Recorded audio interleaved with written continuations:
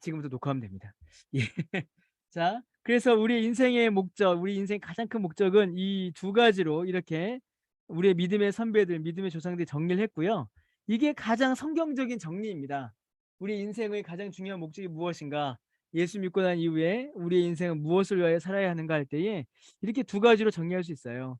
하나님께 영광을 올려드리고 하나님을 사랑하고 하나님을 즐거워하고 이렇게 두 가지로 정리할 수가 있습니다. 우리 오늘 내용에서는요, 오늘 내용을 통해서는 이렇게 세 가지를 확인하려고 합니다. 우리의 인생의 목적이 바뀌는데 어떻게 바뀌냐면 주제권이 바뀌고요. 청지기의 삶으로 우리의 삶이 새로워지고 예수님을 닮아가는 것으로 이렇게 우리의 삶의 모습이 이제 바뀌어야 된다라는 것을 이거 확인해 볼 수 있습니다. 잠시만요. 이렇게 하겠습니다. 예, 우리 마음의 문을 열며 제가 읽겠습니다. 자, 인생의 목적보다 중요한 것은 없습니다.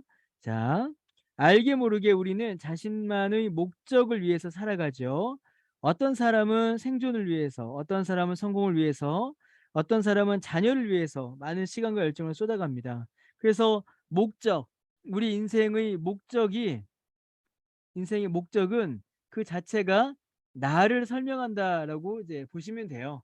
내가 품는 목적, 내가 품는 비전이 곧 나가 될 때가 많죠. 따라서 예수님을 믿은 다음에 인생의 목적이 조금 더 변하지 않았다면 그 사람은 예수님을 제대로 믿는다라고 할 수 없습니다. 이거 굉장히 중요한 이야기입니다. 예수님을 믿고 난 이후에요. 삶의 모습이 삶의 모습이 바뀌는 거는 시간이 좀 걸려요. 성화의 어떤 과정들을 밟아가야 되니까요. 그러나 우리가 예수님을 믿고 난 이후에 인생의 목적은 바뀌어야 합니다. 분명히. 그것이 비록 시간이 흘러서 실제로 나타난다 하더라도 인생의 목적에 대한 고민, 내가 무엇을 위하여 살아가야 하는가에 대한 고민은 정말 실제로 우리 가운데 자리 잡고 이제 나타나야 하는 거죠. 자, 안타깝게도요. 예수님을 알면서도 잘못된 인생의 목적을 추구함으로 헛된 것에 인생을 낭비하는 경우가 많습니다. 이 시간 오늘 우리가 이제 하나님의 자녀로서 어떤 목적을 가지고 살아야 하는지 우리가 이제 살펴보도록 하겠습니다. 자, 그럼 이게 좀 굉장히 중요한 내용입니다. 하나님의 주재권. 이 하나님의 주재권이라고 할 때 이 주인, 왕제죠. 네, 황제할 때 쓰는 나의 주재권, 내 인생의 주권이 누구에게 있느냐라는 말이에요. 이 하나님의 주재권이라는 단어는요. 그래서 이 말이 굉장히 중요한 표현으로 쓰입니다. 신학에서요. 영적으로 성숙한 삶을 살기 위해서는 무엇보다도 하나님의 주재권을 인정할 수 있어야 합니다. 하나님이 나의 주인이시고 나의 왕이시다라는 거죠. 주재권이란 주인된 권리를 뜻하는데요. 우리의 주재권은 하나님께 있습니다. 자, 그 이유는 무엇입니까? 창세기 1장 1절에 태초에 하나님이 천지를 창조하셨기 때문이고요. 사도행전 17장 25절에 이거 같이 읽어보겠습니다. 또 무엇이 부족한 것처럼 사람의 손으로 섬김을 받으시는 것이 아니니 이는 만민에게 생명과 호흡과 만물을 친히 주시는 이심이라 라고 되어 있어요. 하나님께서 우리를 지으시고 우리를 다스리시기 때문에 그가 우리의 주가 되신다는 거죠. 여러분, 이 주대심, 이 주재권이라는 이 말이 굉장히 중요하게 쓰입니다. 우리의 구원을 설명할 때요. 제가 구석에다 써놨는데 이 두 가지의 구원을 이야기할 때가 많아요. 이걸 제가 잠시만요. 이게 편 하나 불러오겠습니다. 자, 이게 뭘 이야기하냐면요. 맨 처음에 LS가 보셨죠? 이게 뭐냐면 이 영어를 조금 쓰겠습니다. 이게 주재권 구원론이에요. 하나님이 나의 주가 되셨다라는 거죠. 하나님이 내게 주가 되셨다. 그러니까 주인 되신 하나님께서 이게 죄송합니다. 이게 자꾸 영어를 써서 이 표현 이게 책을 공부를 그렇게 해서요. 여기 보시면 이 두 가지의 표현이 등장해요. 예수님을 가리켜서 영어 성경에 보면요.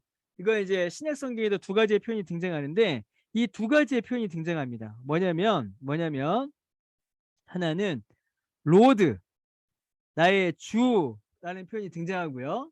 다른 하나는 세이비어라는 표현이 등장해요. 나의 구주. 나를 구원하신 분이라는 뜻이죠. 그래서 성경을 보시면요. 성경 한 군데만 보고 가겠습니다.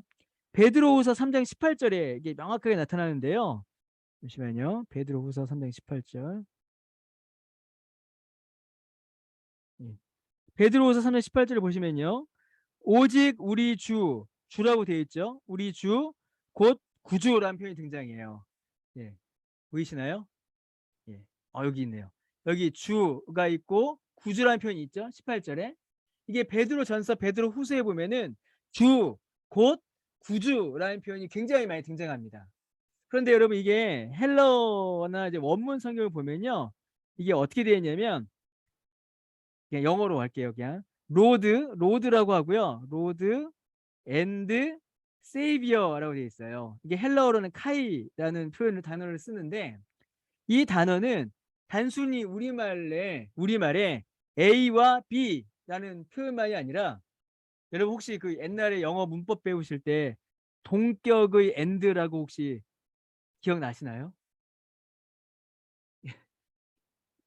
기억 안 나시나요? 너무 옛날에 배우셔서. 예. 저희 집에는 그래도 고등학생이 하나 있어 갖고요. 제가 이런 거 한마디 아는 척하면은 애가 저를 이렇게 존경의 눈으로 한번 쳐다봅니다. 아빠가 이런 걸 어떻게 알아? 이러면서요, 저한테. 예.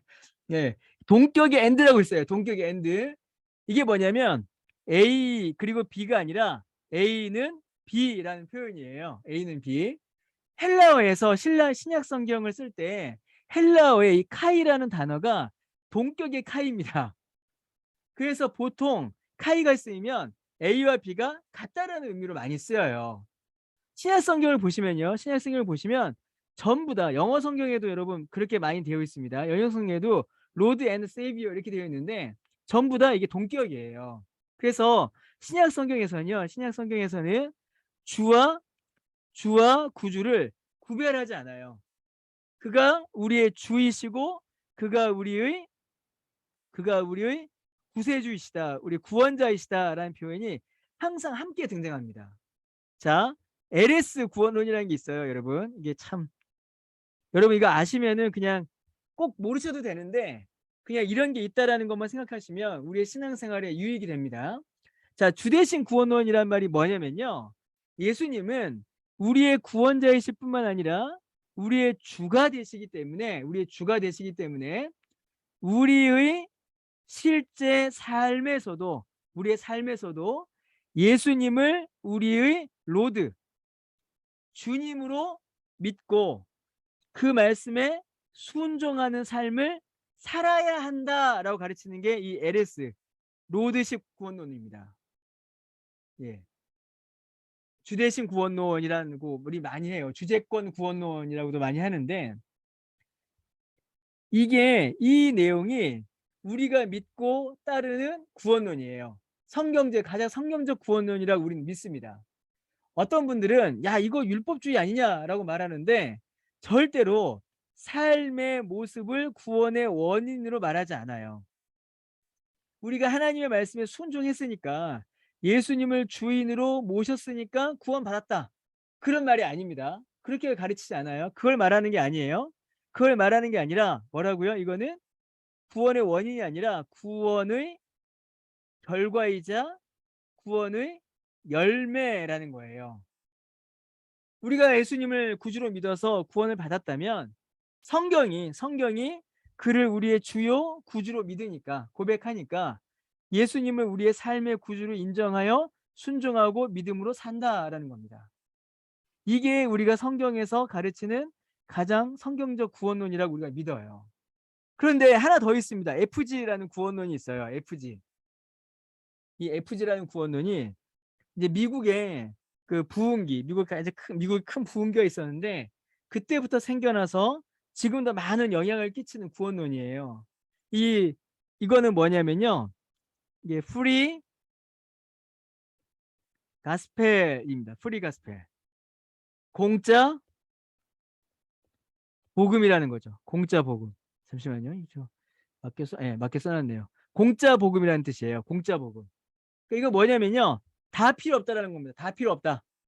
예수님 믿으면 구원 받으니까 그 이후의 삶에 대해서는 노터치. 예, 노터치. 이거 이번 주 설교에 제가 드릴 말씀인데요. 이렇게 믿는 구원론이 있어요. 그러니까 어떻게 살았느냐, 과거 어떻게 살았느냐도 중요하지 않고 앞으로 현재와 미래 앞으로 어떻게 살 것이냐, 이것도 중요하지 않다는 겁니다. 이거 다 중요하지 않고 그냥 지금 이 순간 예수님을 구주로 믿겠습니다라고 말만 하면 구원 받는다, 그걸로 끝이다 라고 가르치는 거예요. 물론 예수님을 구주로 믿으면 구원 받죠. 그 자체를 우리가 거부하는 게 아니에요. 그건 분명한 복음이 맞습니다.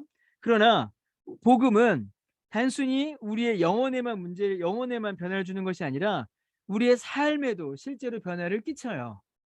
능력이 있기 때문이죠, 복음은. 그래서 여러분, 우리가 예수님을 구주로 믿으면 그 믿음으로 말미암아 예수님을 우리의 주인으로 섬겨 순종하고 구원의 열매를 맺는 삶이 우리에게 반드시 필요합니다. 이게 이제 예수님을 우리의 주제, 예수님을 우리의 주인으로, 왕으로 믿는 그런 구원론이죠. 그래서 이 구원론을 우리가 좀 이렇게 잘 이해하고 가야 됩니다. 그래서 예수님을 믿고 나서 우리 인생의 그 목적이 바뀔 때에 어떻게 삶을 살아가는가에 대한 이야기가 되죠. 자, 2번. 자, 이거 같이 한번 읽어보겠습니다. 하나님의 주재권을 온전히 인정한 사람에게서 나타나야 할 당연한 변화는 무엇입니까? 자, 고린도전서 10장 31절 읽어보겠습니다. 자, 시작. 그런즉 너희가 먹든지 마시든지 무엇을 하든지 어떻게 해요? 다 하나님의 영광을 위하여 하라. 이게 아까 우리가 읽었던 웨스트민스터 소요리 문답 1문답의 답이에요. 1문답의 답. 아까 보셨죠? 사람의 제일 된 목적은 하나님을 영화롭게 하는 겁니다. 하나님을 영화롭게 하는 거. 하나님께 영광을 위하여 사는 거죠. 하나님의 영광을 위해 사는 거. 먹든지 마시든지 무엇을 하든지 늘 하나님의 영광을 기억해야 하고 하나님 앞에 나아가야 합니다. 자, 그러면 이사야 43장 21절은 뭐예요? 우리 주일마다 읽는 거죠. 이 백성은 내가 나를 위하여 지었나니 나를 어떻게 하는 겁니까? 찬송하게 하려 함이에요. 찬송하게 하는 거. 여러분이 찬송한다라는 말이 뭘까요? 일문답의 답을 가져오면 하나님을 뭐 하는 거예요? 영원토록 즐거워하는 겁니다. 하나님을 영원히 기뻐하는 거예요. 다른 말로 하나님을 사랑하는 거죠. 여러분, 우리는 즐거워하고 기뻐하고 사랑하는 것을 찬송하고 칭송하고 노래 불러요. 그렇지 않습니까, 여러분? 그렇죠? 예. 우리는 마음에 품고 있고 사모하는 것을 찬송합니다. 그래서 주제권을 인정하면요, 이 두 가지의 삶의 모습이 우리의 삶의 목적으로 바뀌고 우리의 삶 가운데 당연하게 나타나게 돼요. 그래서 먹든지 마든지 무엇을 하든지 하나님의 영광을 위해 살기 때문에 거룩한 삶을 향하여서 우리의 삶의 변화를 추구하게 되겠죠. 하나님의 말씀에 순종하고 거룩한 삶을 살기 위해 애쓰고 성화의 노력을 기울일 겁니다. 그렇죠? 예, 성화를 기울일 거예요. 또 하나, 우리가 하나님을 영원토록 즐거워하고 기뻐하고 사랑하고 찬양하기 위해서 무엇을 애쓸까요? 이것은 삶을 애썼다면 이것은 무엇을 노력할까요? 예배입니다. 예배. 이거 굉장히 중요합니다, 여러분. 이거 참 우리가 빨리 회복해야 될 내용입니다. 예배입니다. 하나님을 사랑하는 그 절정, 하나님을 사랑하는 사랑 표현은 예배예요, 여러분. 예, 이거 정말 중요합니다. 여러분, 사랑하는 사람이 생기면 어떻습니까? 사랑하는 대상이 있으면, 예, 여러분 이제 지금도 사랑하는 분이 계시잖아요. 그렇죠? 예. 예전에, 예, 사랑하는 존재가 생기면 보고 싶고 만나고 싶고 가까이 하고 싶은 거예요. 그걸 기뻐하는 거죠. 그게 상대를 기뻐하고 즐거워하는 겁니다. 이 마찬가지예요. 하나님을 믿습니다. 하나님을 기뻐합니다. 하나님을 즐거워합니다 하면서 하나님께 예배드리지 않는 거는, 이거는 그 사랑의, 뭐라고 말씀을 드려야 될까요? 그 사랑을 다시 점검해 봐야 합니다. 그래서 하나님의 주재권 인정함으로 하나님께 영광 올려드리고 하나님을 기뻐하는 찬송하는 삶, 예배의 삶, 거룩의 삶과 예배의 삶을 우리 가운데 이루어가야 된다는 것. 그게 이제 우리 삶에 일어날 첫 번째 변화이죠. 여러분, 예수 믿고 나서 첫 번째 변화는요, 인격적 변화도 있지만 사실은 인격적 변화는 천천히 나타나고요, 어떤 심한 경우에는 아예 안 나타날 수도 있습니다. 인격적 변화는요, 좀 심하게 말씀드리면요. 그런데 예수님을 믿고 나서 가장 근본적 변화는요, 예배의 변화예요. 예배의 변화야말로 예수 믿고 난 이후에 나타나야 하고 나타날 수 있는 가장 근본적 변화입니다. 예전에는 예배 드리지 않았던 존재가 이제는 예배 드리는 존재로 바뀌는 것, 그게 구원이거든요. 그렇지 않습니까, 여러분? 제가 주일날 그 설교, 그 주일날 설교 중에 기억나시나요? 죽은 자는 예배할 수 없어요. 죽어 있는 사람을. 하나님 앞에 죽은 자는 예배할 수 없습니다. 왜냐하면 죽은 자는 기쁨과 즐거움을 경험할 수 없기 때문이죠. 그 어떤 사람만 예배드릴 수 있냐면 오직 하나님 앞에서 살아있는 자만이 하나님께 예배드릴 수 있어요. 살아있는 자만이. 왜냐하면 살아있는 자만이 그 감각이 살아있어서 뭘 느껴요? 그 기쁨과 즐거움과 은혜를 경험하게 되거든요. 그러니까 여러분, 이걸 참 중요합니다. 예수 믿는 자의 첫 번째 변화는 예배의 변화라는 거 꼭 기억을 해주셔야겠어요.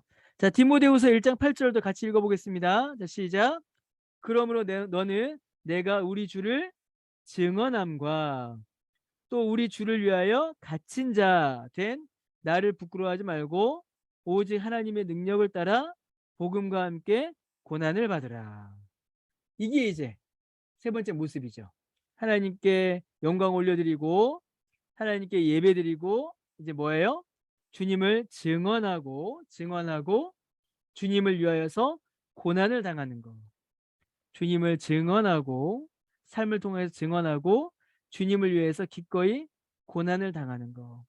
그래서 여러분, 그리스도인이 복음과 함께 복음 때문에, 믿음 때문에 당하는 고난은 오히려 이제 영광이 되는 거죠. 내가 정말 주의 사람이다라는 사실이 드러나는 거고요. 그게 오히려 더 영광이 되는 겁니다. 자, 계속 읽어보겠습니다. 3번 같이 한번 읽어보겠습니다. 여러분, 함께 읽으실게요.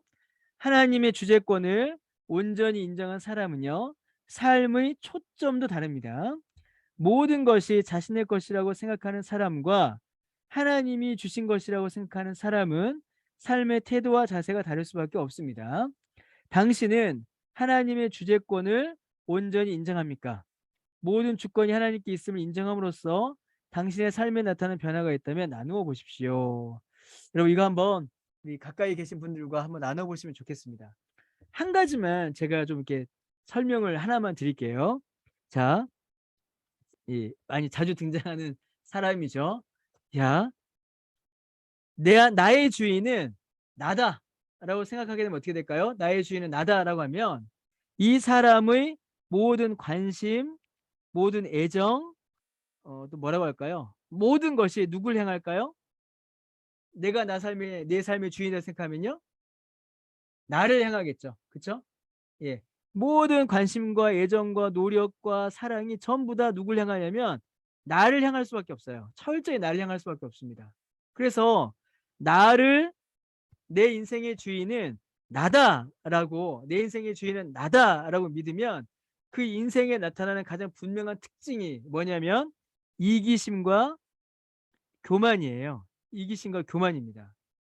내가 나를 주인으로 삼으면요, 이기심과 교만밖에는 나타나지 않아요.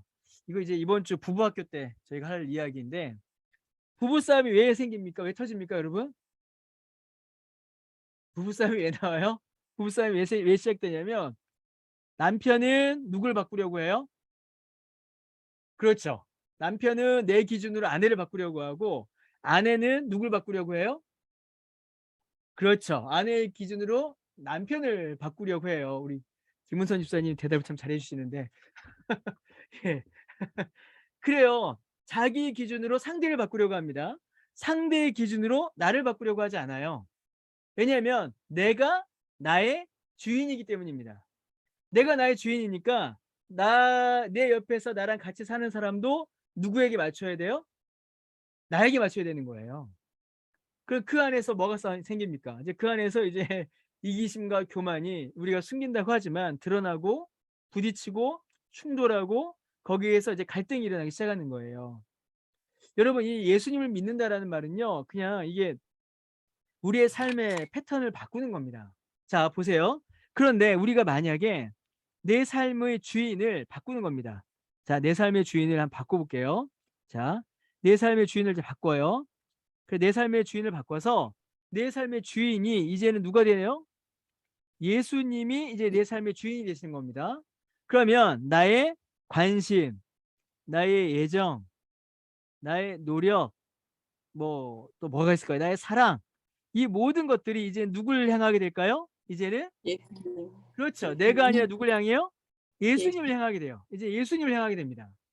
자, 그런데 예수님을 향하게 되는데 예수님이 몸을 이루시더란 말이에요. 예수님도. 예수님의 몸이 뭐죠? 교회죠. 그렇죠. 예수님의 몸이 교회예요. 네. 교회의 머리가 누구예요? 예수님이시잖아요. 예수님. 그러면 함께 교회를 이루는 지체들은 전부 다 누구냐면 예수님의 몸이에요. 그 예수님의 몸 중에 누구도 있는 겁니까? 내 아내도 있고 내 남편도 있고 내 친구도 있고 함께 신앙생활하는 옆집 집사님도 있고 앞집 권사님도 있고 윗집 장로님도 있고 다 있는 거예요. 그러면 예수님을 향하여서 가지는 모든 관심과 애정과 노력과 사랑은 결국은 누굴 향하게 될까요? 내 예수. 옆에 있는 사람을 향하게 되는 거예요. 아, 내 옆에 있는 사람을 향하게 되는 겁니다. 그러면 예수님이 내 주인이 되시니까요. 예수님이 내 주인이 되시는데 내 아내가, 내 남편이 그 예수님의 몸이에요. 예수님이 내 주인인데 내 아내와 남편이 예수님의 몸이면 누구의 기준에 따라서 나를 바꿔야 갈까요? 예수님. 그렇죠. 예수님의 기준에 따라 나를 바꾸는데 그것이 단순히 예수님의 기준에 따라서 바꾼다라는 말은 내 남편과 내 아내, 함께 신앙생활하는 내 믿음의 지체의 마음을 받아주고 그들과 함께 내 삶의 모습을 바꾸어가는 것으로 실현된다라는 겁니다. 그러니까 이거 굉장히 다른 거예요. 제가 이게 자꾸 부부학교랑 제가 지금 화요 성경 공부랑 머릿속에 짬뽕이 돼갖고 제가 지금 동시에 막 나오는데 제가 만약에 저희 아내가 저한테 잔소리를 합니다. 그렇게 하지 마라고 해요. 그런데 제 아내의 말을 듣고 제가 삶을 바꾸면 제가 약간 자존심 상해요. 그렇지 않겠습니까? 약간 자존심 상해요. 제가 집사람보다 나이도 더 많거든요. 나이도 더 많고, 예? 제가 가장이고, 근데 부인의 잔소리를 듣고 아내의 잔소리를 듣고 바꾸면 약간 자존심 상해요. 그런데 아내의 잔소리가 아내의 말이 아니라 예수님의, 아이고, 제가 지워버렸네. 예수님의 말, 예수님의 말씀으로 듣는다면 예수님의 몸인 내 아내를 통하여서 예수님께서 나에게 말씀하시는 것을 듣는다면 여러분 우리가 왜 바뀌지 않을 수가 있겠습니까? 바뀔 수가 있죠. 충분히 바뀔 수 있죠. 그래서 예수 믿는 신앙, 교회론에 대한 이해는요. 모든 관계, 예수님을 믿는 믿음 안에서 모든 관계를 교정하게 해요. 나를 주인으로 삼는 이기심과 교만을 버리고 함께 예수님의 몸을 이루는 다른 믿음의 지체의 말을 예수님의 말로 듣고 예수님의 뜻을 이해하여서 삶을 함께 바꾸어가는 그 변화를 이제 우리 안에서 일으킨다라는 겁니다. 여러분, 그래서 이 내용도 이제 예수님을 우리의 주인으로 믿는 순간 나타나는 삶의 변화라고 할 수 있겠죠. 자, 계속 볼게요. 자, 또 하나 있습니다. 자, 예수님을 구주로 믿으면 어떻게 바뀌냐면요. 우리가 청지기가 됩니다. 청지기. 그래서 청지기가 되어서요. 뭐가 될까요? 예수님께서 우리에게 맡기신 일들을 우리가 하나씩 감당하게 되는 거죠. 자, 읽어보겠습니다. 예수님의 주재권을 인정한 사람은요. 청지기와 같은 삶을 살아갑니다. 청지기란 주인의 것을 맡아 책임 있게 관리하고 나중에 주인 앞에서 결산하는 사람이에요. 여러분 이게 중요합니다. 청지기는 단순한 문지기가 아닙니다. 단순히 그냥 금고지기처럼 앞에 딱 지키고 있는 게 아니에요. 청지기는 훨씬 더 적극적인 사명을 받은 존재예요. 주인의 것을 맡아서 그것을 잘 사용하여 주인에게 열매를 올려드리는 존재. 그게 청지기입니다. 그래서 훨씬 더 영광스러운 존재가 돼요. 문지기는 그냥 문만 지키고 끝나요. 그런데 청지기는 어떻게 될까요? 청지기는 주인의 영광에 실제로 참여합니다. 왜냐하면 주인의 것을 가지고 주인이 자기에게 맡긴 걸 가지고 열매를 맺었으니까 그 열매를 보며 자기의 영광도 삼는 거예요. 그래서 주인의 영광에 참여하게 되는 거죠. 자, 마태복음 25장 16절에서 30절에 아주 중요한 교훈이 납니다. 달란트 비유는요, 청지기로서 어떻게 살아가야 하는지에 대해서 아주 소중한 교훈을 우리에게 줍니다. 자, 마태복음 25장 16절에서 30절을 좀 보겠습니다. 자, 먼저 몇 달란트 받은 사람이 있어요? 5달란트 받은 자가 등장하죠. 자, 원래 여기 14절, 15절을 읽으면 그 전제가 있는데 뭐가 있냐면 주인이 어떻게 돈을 줍니까? 각자의 능력에 따라 돈을 줘요. 각자의 능력에 따라. 마태복음 25장 볼까요? 마태복음 25장. 예. 마태복음 25장. 예. 여기 있죠. 잘 보이시죠? 좀 크게 할까요? 예. 마태복음 25장 14절에 보시면요. 주인이 타국에 갈 때 그 종들을 불러 자기 소유를 맡겼고요. 각각 그 재능대로라는 말이 나오죠. 15절에. 각각 그 재능대로. 그러니까 주인이 돈을 맡길 때 그냥 준 게 아닙니다. 그냥 준 게 아니고요. 더 크게, 더 크게, 더 크게. 예, 예, 예. 타국에 갈 때 그냥 간 게 아니고요. 종들을 불러 소유를 맡겼는데 재능대로 맡겼어요. 재능대로. 그러니까 주인이 아무 생각 없이 그냥 맡긴 게 아닙니다. 재능대로 누구는 5달란트, 누구는 2달란트, 누구는 1달란트를 맡긴 거예요. 자, 맡겼습니다. 맡겼는데 5달란트, 2달란트 다 했어요. 근데 5달란트 받은 자는 뭐 했습니까? 바로 가서 그것으로 뭐 했어요? 장사해서 5달란트를 남겼어요. 자, 2달란트는 뭐 했습니까? 그같이 또 2달란트 남겼습니다. 1달란트 받은 자는 가서 땅을 파고 주인의 돈을 감추어 두었습니다. 자, 여러분 보세요. 주인이 그냥 맡긴 게 아니라 재능대로 맡겼습니다. 재능대로. 왜 재능대로 맡겼냐면 너희들은 청직이니까 이거 가지고 가서 이걸로 열매를 맺어라 라는 명령이 이미 이 안에 담겨 있는 거예요. 이미 이 안에 이미 담겨 있는 겁니다. 그러니까 그냥 문지기가 아니라 금고지기가 아니라 청지기로 그들을 부른 거예요. 자, 만약에 5달란트 받은 사람이 장사를 했는데 손해를 봤어요. 그러면 주인이 어떻게 할까요? 그 종을 벌할까요? 벌하지 않습니다. 벌하지 않아요. 왜냐하면 맡겼기 때문이에요. 그냥 맡겨버리는 겁니다. 맡겼기 때문에 열매가 있으면 칭찬을 받지만 손해를 봤다고 해서 마이너스를 봤다고 해서 비난을 당하는 것은 아니에요. 자, 그런데 보세요. 1달란트 받은 자는 혼나죠. 1달란트 받은 자는. 자, 왜 그렇게 되는가 보세요. 자, 5달란트 받은 자와 2달란트 받은 자는 뭐라고 하냐면요. 주인이 잘했다. 착하고 충성된 종아. 네가 작은 일에 충성하였으니까 내가 많은 것을 맡길게. 너는 주인의 즐거움에 참여하라 라고 했어요. 즐거움에 참여하라. 그러니까 주인이 이 모든 일들을 기뻐한다는 겁니다. 5달란트와 2달란트 받은 자는 주인의 뜻을 깨닫고 주인의 의도를 파악하고 그들에게 맡겨진 청지기적 사명을 다하기 위해서 애썼다라는 거예요. 노력했다라는 겁니다. 자, 그런데 1달란트 받은 자 보세요. 1달란트. 지금 1달란트 받은 자는요. 1달란트 때문에 주인한테 혼나는 게 아니에요. 1달란트 때문에 혼나는 게 아닙니다. 그럼 뭐 때문에 혼나느냐? 1달란트 받았던 자가 주인한테 뭐라고 말하냐면요. 이 말이 중요합니다. 당신은 굳은 사람이라 라고 해요. 굳은 사람. 이 굳은 사람이란 말은요. 당신은 강직한 사람입니다. 당신은 바른 사람입니다. 그런 의미가 아닙니다. 그런 좋은 의미가 아니고요. 이 굳은 사람이다라는 말은요. 굉장히 당신은 뭐라고 말해야 되죠? 엄격한 사람이다. 엄한 사람이다. 그리고 그 고집이 강한 사람이다. 라는 그런 의미가 그냥 담겨 있어요. 당신은 한번 화를 내면 모두를 막 초토화시키는 그런 사람이다. 뭐라고 강팍하다라고 해야 되나요? 그런 의미가 여기 담겨 있어요. 굳다라는 말 속에는. 근데 왜 굳냐면 보세요. 심지 않은 데서 거두고 해치지 않은 데서 모으는 줄을 내가 안다. 여러분 이 말은 좋은 말입니까? 나쁜 말입니까?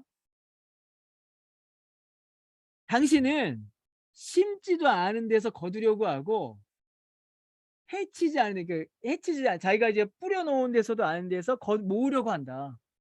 그 이 말은 뭐예요? 지금 이 한 달란트 받은 사람이 주인을 비난하고 있는 거예요. 주인을 욕하고 있는 겁니다. 당신 참 못됐다.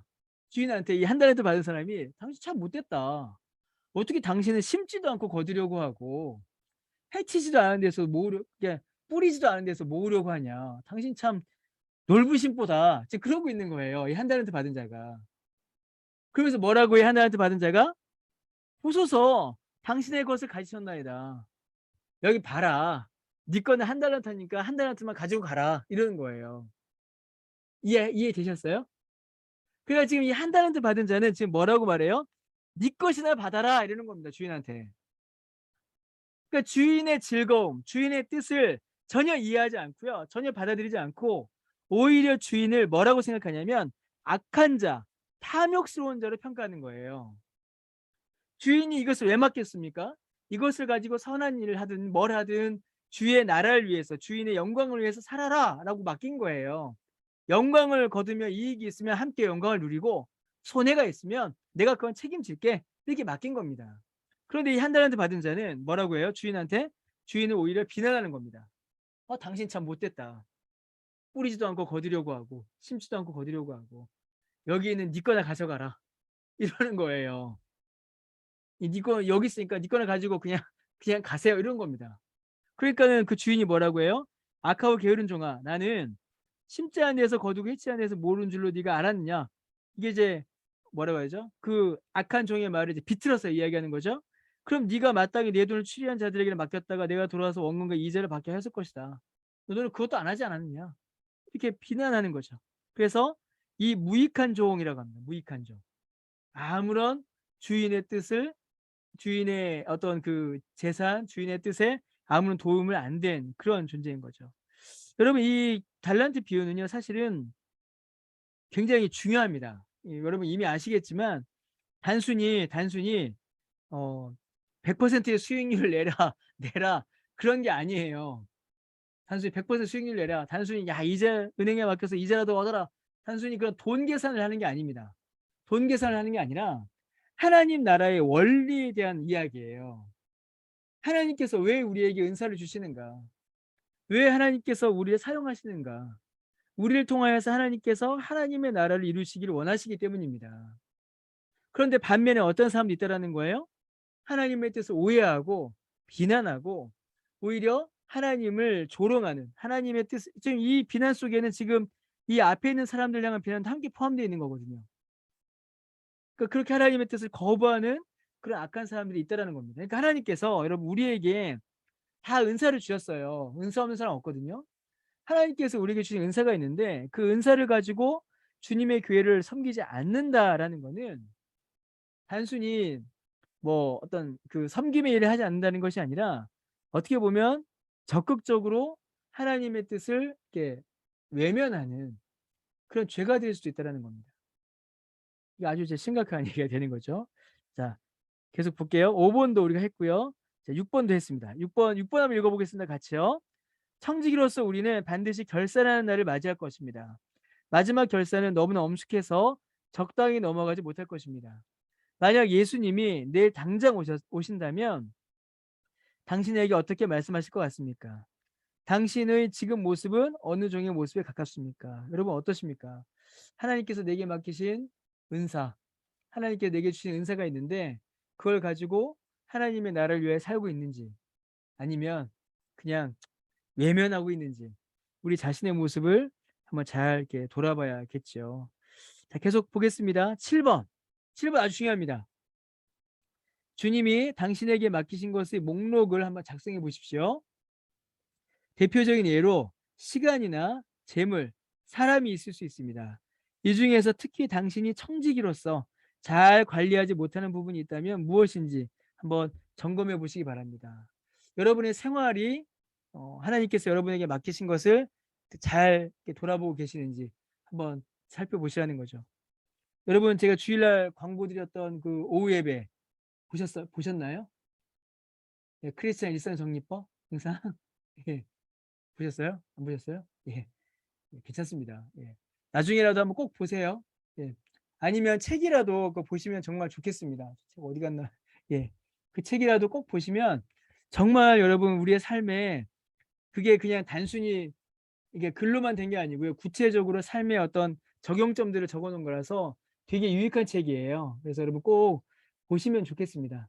그래서 내년에는 이제 제가 이제 제자 훈련이나 구체적인 훈련을 시작할 텐데 그때에 그 책을 가지고 할 거예요. 그 책을 꼭 할 겁니다. 그래서 여러분 한번 읽어보시면 좋겠다 싶어요. 자, 그다음에 이제 청지기로 살았고요. 이제는 이제 궁극적인 삶의 목적이죠. 궁극적인 삶의 목적. 작은 예수로 사는 겁니다. 여러분, 이 작은 예수로 살다라는 표현이 굉장히 중요한 표현이에요. 여러분, 이 작은 예수로 살다라는 말은요. 좀 정확히 바꾸면 우리를 통하여서 예수님을 드러내는 거죠. 예수님을 드러내미고 좀 더 정확히는 우리가 예수님을 닮아가는 것입니다. 예수님을 닮아가는 거죠. 그래서 그 얼마 전에 이제 어떤 목사님이 어떤 집회에서 이렇게 설교하신 걸 제가 봤는데 제목이 예수를 암, 담, 삶. 참 제목 잘 지으셨어요. 이렇게 제목을 지으셨더라고요. 합신 얼마 전에 개강 수련회 때 강사 목사님이 이렇게 제목을 정하셨더라고요. 예수님을 암, 담, 삶. 이건 예수님을 안다라는 거죠. 예수님을 아는 일이고 그 예수님을 닮아가는 거고요. 이거는 예수님을 닮아간 그 닮음으로 예수님처럼 사는 이제 삶인 거죠. 이 세 가지가 참 예, 우리의 삶에 있어서 중요한 삶의 교훈이 아닌가 싶습니다. 예. 예, 저도 이거 옛날에 비슷한 말 했었는데. 자, 볼게요. 자, 예수님을 닮아가는 것이 우리 인생, 우리의 삶의 목적으로 나타나야 됩니다. 결국엔 여러분, 궁극적인 우리의 삶의 목적은 이거예요. 신자의 삶의 궁극적인 목적은 이겁니다. 예수님을 닮아가는 거. 예수님과 함께하는 거, 예수님을 우리의 주제권, 예수님을 우리의 주제로 섬기는 것, 그 다음에 뭐였죠? 예수님의 청지기적 삶을 사는 것, 전부 다 결국에는 예수님을 닮아가는 삶이에요. 자, 8번 같이 읽어보겠습니다. 바울은 에베소서 4장 13절에서 그리스도인이 궁극적으로 추구해야 삶의 모습을 무엇이라고 말합니까? 특히 여기서 말하는 온전한 사람이 된다는 것은 어떤 의미일까요? 에베소서 4장 13절 같이 읽어보겠습니다. 우리가 다 하나님의 아들을 믿는 것과 아는 일에 하나가 되어 온전한 사람을 이루어 그리스도의 장성한 분량이 충만한 데까지 이르리니 라고 되어 있죠. 믿는 거, 이건 믿음이죠. 아는 거, 그리스도를 아는 알미죠. 이 모든 것들이 우리로 하여금 온전한 사람을 이루게 한다는 거예요. 우리가 온전한 사람으로 성장한다는 겁니다. 온전한 사람으로. 이게 뭐냐면 성화죠. 성화. 다른 말로 그리스도를 닮아가는 거예요. 여러분, 성화의 그 정확한 의미가 이겁니다. 예수님을 닮아가는 거예요. 내가 어떤 특별한 상태로 변화되는 게 아니라 예수님을 닮아가서 예수님이 드러나는 것. 그게 성화의 본 모습이에요. 그래서 뭐예요?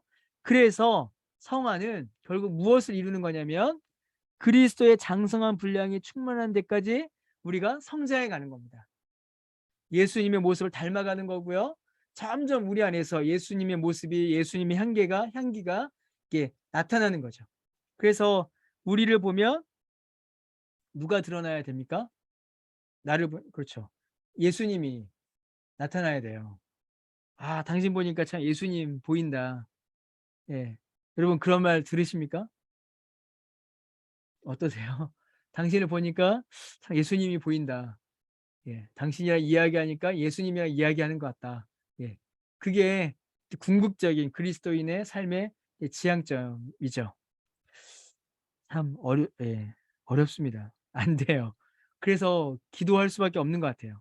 그러니까 이제 결국 이제 여기까지 오면요. 오늘 제가 그냥 쭉 이렇게 읽어왔는데 결국 기도하지 않으면 우리가 예수 믿는 사람으로 살아가는 일이 불가능하지 않을까 싶습니다. 예, 더 절실하게 느껴지는 것 같아요. 기도하지 않고는 더 어려운 것 같습니다. 자, 9번 읽어보겠습니다. 자, 시작. 예수님을 닮아가는 것은 성도를 향한 하나님의 가장 중요한 뜻이자 성도를 부르신 하나님의 목적입니다. 다음 성경 구절에서 이 사실을 확인해 보세요. 하나님의 가장 중요한 뜻이고요. 우리를 구원하신 하나님의 목적이에요. 그래서 우리를 구원하셔서 예수님과 연합하게 하시고 예수님 안에 거하게 하시죠. 예수님의 생명으로 살게 하십니다. 그래서 예수님을 닮아가도록 우리를 이끄시죠. 그래서 참 중요합니다. 예수님의 모습이 보이는 거. 나의 기질과 나의 모습은 없어지고 점점 나를 통해서 예수님의 모습이 보이는 거. 여러분 그것이야말로 참된 신자의 모습이에요. 자, 로마서 8장 29절 같이 읽어보겠습니다. 하나님이 미리 아신 자들을 또한 그 아들의 형상을 본받게 하기 위하여 미리 정하셨다. 하나님께서 우리를 왜 예정하셨는가? 왜 정하셨는가? 아들의 형상을 본받게 하려고, 예수님 닮게 하려고 우리를 정하신 거예요. 우리 구원하신 거죠. 자, 고린도후서 3장 18절 읽어보겠습니다. 우리가 다 수건을 벗은 얼굴로 거울을 보는 것 같이 주의 영광을 보매 그와 같은 형상으로 변화하여 영광에서 영광에 이른다. 라고 되어 있어요.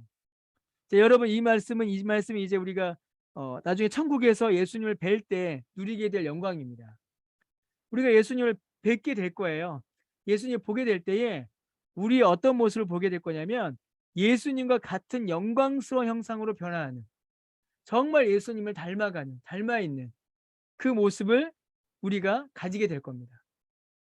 그래서 우리를 통하여서 예수님의 영광이 그대로 드러나는, 이게 부활 때에 그 천국에서 우리가 가지게 될 아름다운 모습이라는 거죠. 참 이게 중요해요. 자, 요한일서 3장 2절 읽어보겠습니다.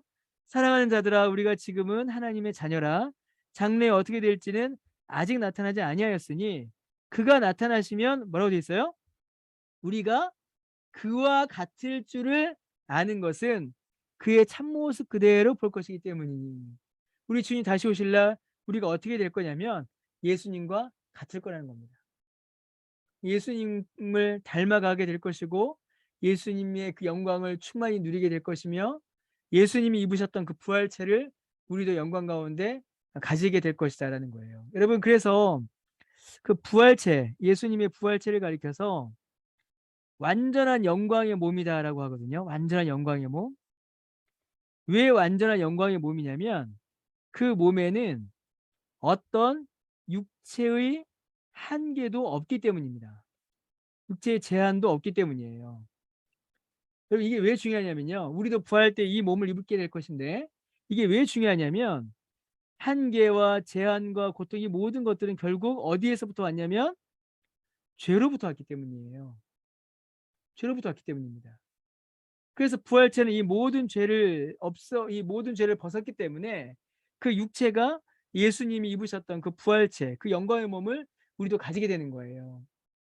그래서 이 땅에서 사는 동안에 죄를 이기고 거룩한 삶을 살아가며 예수님을 닮아가는 것이야말로 우리가 지금 이 땅에 살면서 부활의 영광과 부활의 능력을 누리는 겁니다. 이 영광스러운 거예요, 여러분. 그래서 우리가 정말 예수님 닮기를 애써야 합니다. 힘써야 하고요. 자, 우리 10번 같이 읽어보겠습니다. 자, 시작. 예수님을 닮아간다라는 것은요, 예수님처럼 생각하고 행동하며 산다는 것입니다. 당신은 이 사실을 분명히 알고 있습니까? 1년 전 당신의 삶과 지금 당신의 삶을 비교해 보십시오. 당신의 삶 속에서 얼마나 인격적 변화가 나타나고 있습니까? 여러분 어떠십니까? 잠시만요.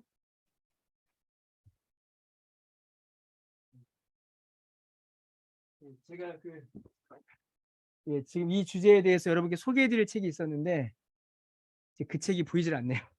제가 다음 주에 그 예수님을 닮아가는 삶에 대한 그 책을 다음 주에 제가 좀 소개해드리겠습니다.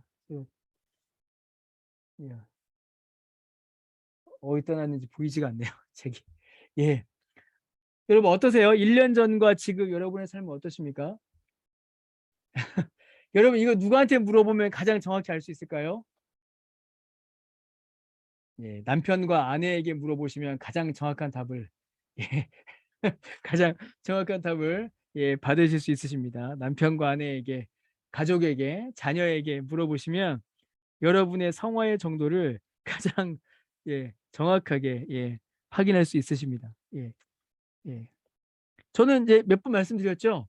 저는 제가 변한 줄 몰랐습니다. 근데 제가 변했다라는 거를 제가 정말로 제가 제 자신이 변했다라는 거를 제가 진짜 깨달은 순간이 있어요. 언제냐면 저희 아내가 제 집사람이 저한테 아 당신 진짜 많이 바뀌었다. 결혼하고 한 15년 지나니까 그 얘기 하더라고요. 예. 예. 예. 그 얘기 듣는 순간 아 내가 진짜 바뀌었구나라는 걸 제가 그때 깨달았습니다. 예. 한번 여러분 한번 같이 한번 이야기 한번 나눠보세요. 예. 근데 꼭 이런 이야기 나누면 이제 싸움이 일어납니다. 당신은 나는 바뀌었는데 당신은 왜 안 바뀌었어? 뭐 이렇게 되거든요. 이제 그러지 마시고요. 좋은 것만 예, 서로의 변화된 내용만 한번 같이 이야기 나눠보셨으면 좋겠어요. 예, 넘어가고요. 삶의 열매를 거두며 제가 읽겠습니다. 목적이 없는 인생만큼 불행한 인생은 없습니다. 참 어디로 가야 하는지 어떻게 가야 하는지를 모르기 때문이죠. 잘못된 목적을 향해 달려가는 인생은요 참 허무해요. 바른 인생의 목적은 우리에게 날마다 샘솟는 참된 기쁨과 소망의 원천이 됩니다. 어디를 향하여서 가는가요? 정말 중요합니다.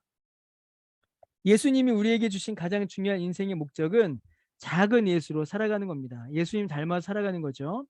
이보다 가치 있는 일은 이 세상에 존재하지 않습니다.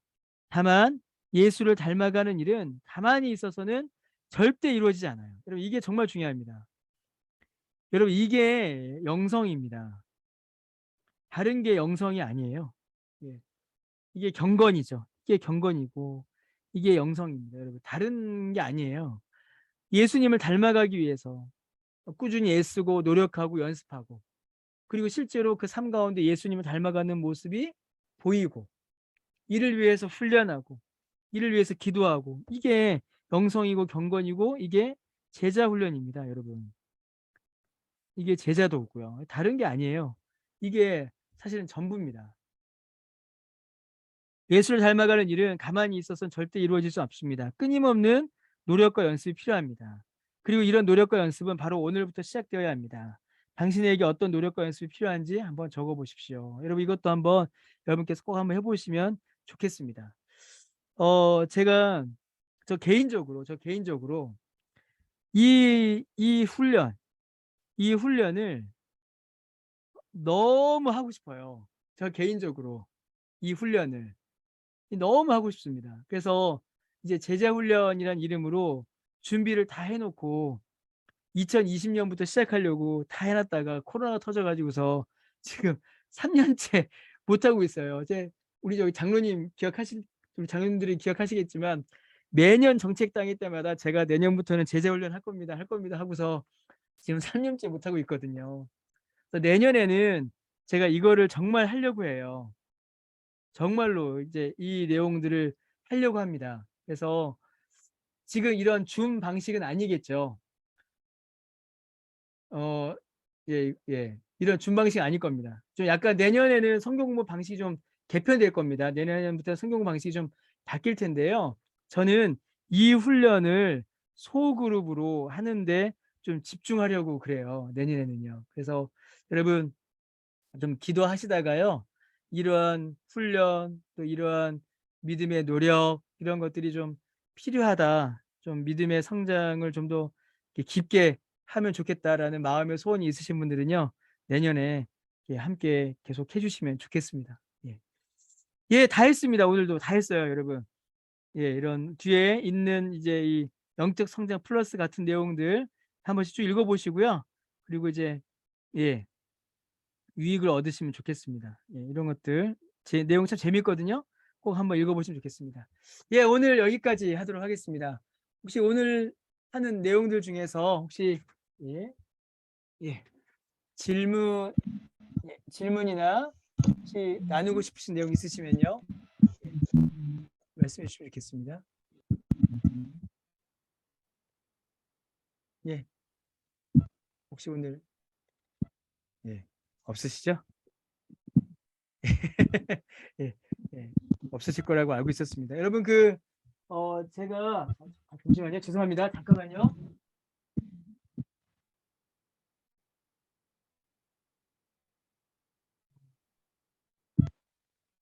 예. 아까 말씀드렸던 그 책이 보일까 했는데 봤는데 안 보이네요.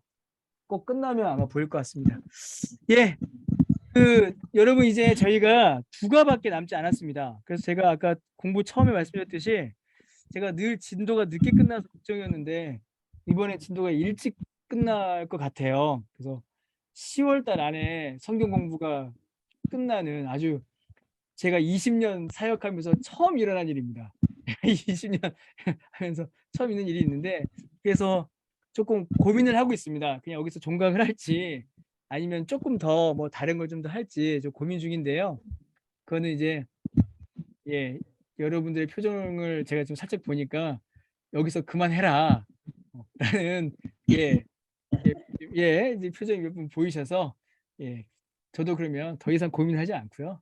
예, 12과 13과를 열심히 공부해서 잘 마무리하는 걸로 예. 굉장히 좋아하시는데요 지금? 표정이 굉장히 밝아지셨어요? 예, 그렇게 하도록 하겠습니다. 예, 그럼 오늘 마치도록 하죠. 우리 오늘은 정순원 권사님 오늘 기도해 주시고 오늘 마치도록 하고요. 다음 주에는요.